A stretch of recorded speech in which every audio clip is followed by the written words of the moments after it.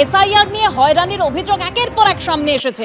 আর এবার যেটা নির্বাচন কমিশন বড় সিদ্ধান্ত নিয়েছে, সন্তান সম্ভবা হাসপাতালে ভর্তি রয়েছেন এবং 85 বছরের ঊর্ধ্বদের অর্থাৎ 85 বছরের বেশি যারা, তাদের বাড়িতে শুনানির সিদ্ধান্ত, অর্থাৎ অন্তঃসত্ত্বা যারা রয়েছেন বা হাসপাতালে ভর্তি রয়েছেন 85 বছরের বেশি যাদের বয়স, তাদের বাড়িতে গিয়ে শুনানির সিদ্ধান্ত এবার নির্বাচন কমিশনের। 85 বছরের কম বয়স্কদের শুনানিতে আসতে হবে, এরকমই নির্দেশ দিয়েছে নির্বাচন কমিশন। ঠিক কি তথ্য, রুমা পাল আরো বিস্তারিত আমাদের জানাবে। রুমা,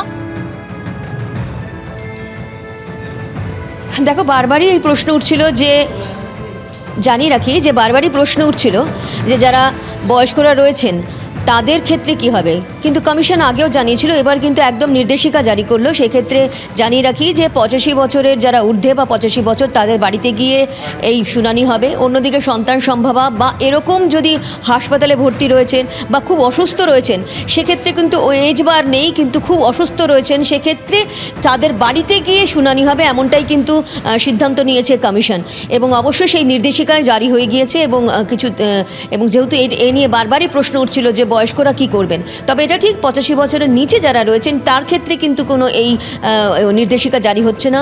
একমাত্র 85 বছর বা তার ঊর্ধ্বে যারা রয়েছেন তাদের ক্ষেত্রেই কিন্তু কমিশন একদম তাদের বাড়িতে গিয়ে শুনানি করবে। বিএলওদের জানাতে হবে সেই বিষয়টা নিয়ে এবং তাদের বাড়িতে গিয়ে শুনানি হবে। অন্যদিকে সন্তান সম্ভবা বা তারা অসুস্থ রয়েছেন, খুবই অসুস্থ রয়েছেন, সেক্ষেত্রেও কিন্তু বিএলওকে জানালে তার বাড়িতে গিয়ে কিন্তু শুনানি করা যাবে।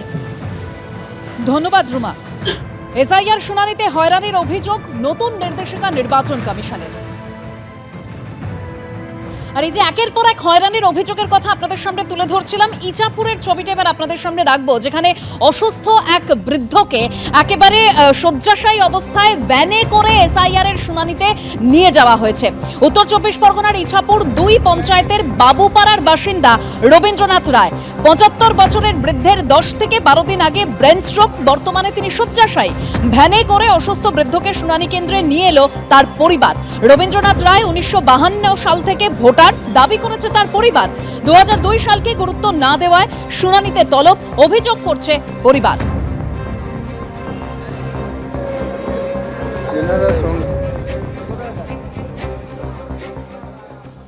কেউই যায়নি এবং ওনারা আমাকে বলেছিলেন যে আপনার একটা অ্যাপ্লিকেশন করতে হবে, তবেই আমরা বাড়িতে যাব, এটাই বলেছিলেন। আর আমি তো তার জন্য আর অপেক্ষা করিনি। আমি বলেছি, বলছে আপনি যদি পারেন, ওনারা কোনো ফোর্স করেনি, কিছুই না। খুবই কষ্ট, খুবই কষ্ট। আর ইছাপুরের পর দুর্ভোগের ছবিটা মালদাতেও। অসুস্থ এক বৃদ্ধা, তিনি এসআইআর এর শুনানিতে হাজির হয়েছেন, যার বয়স প্রায় 90 ছুঁই। বয়স ও শারীরিক সমস্যার কথা জেনেও ছাড় দেওয়া হয়নি, অভিযোগ করছে পরিবার।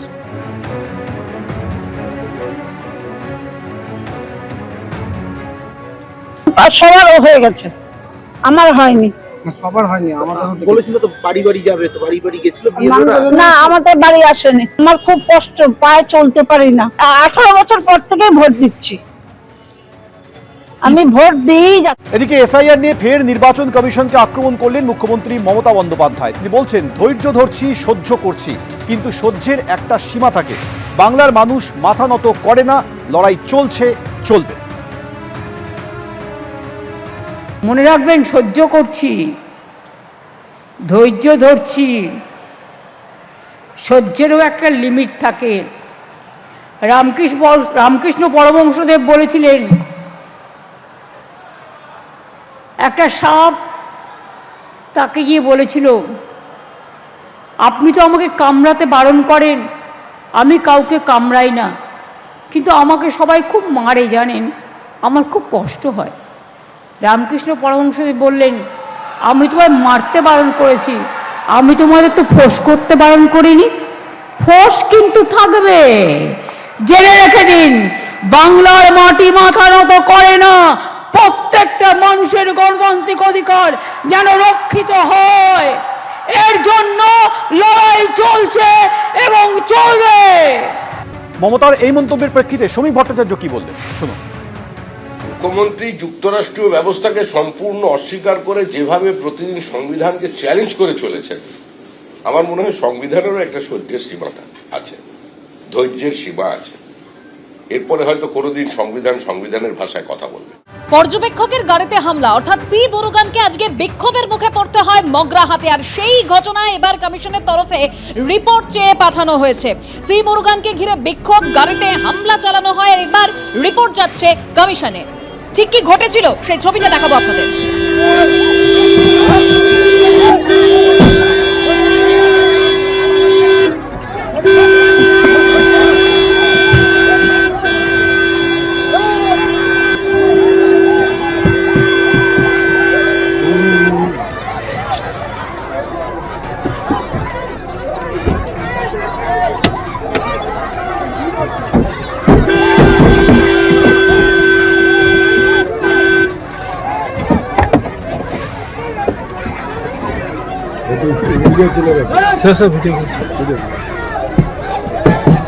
আমরা এসেছি এসআইআর এর উপরে মানে প্রতিবাদ করতে, এবং আবাস যোজনার যে সমস্ত যে কাজ বন্ধ দিয়েছে তার প্রতিবাদের জন্য আমরা আজকে এখানে এসেছি। আমরা ইলেকশন কমিশনার চাই না, চাই না বাংলায় ইলেকশন কমিশনার চাই না, চাই না।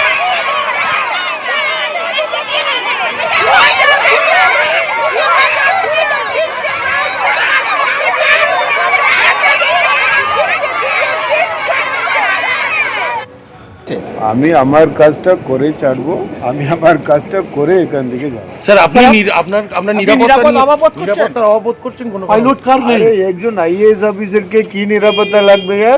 আমি তো ইন্ডিয়ান অ্যাডমিনিস্ট্রেটিভ সার্ভিস অফিসার, আমাকে তো ইলেকশন কমিশন পাঠাচ্ছে, আমি আমার কাজটা করতে এসেছি, আমি আমার কাজটা করে ছাড়বো। এটা তো প্রশাসন আছে, ওনারা দেখে নেবে। এটা কি কোনো রাজনৈতিক দল বাধা দেওয়ার চেষ্টা আমি জানি না, এটা ওনারা।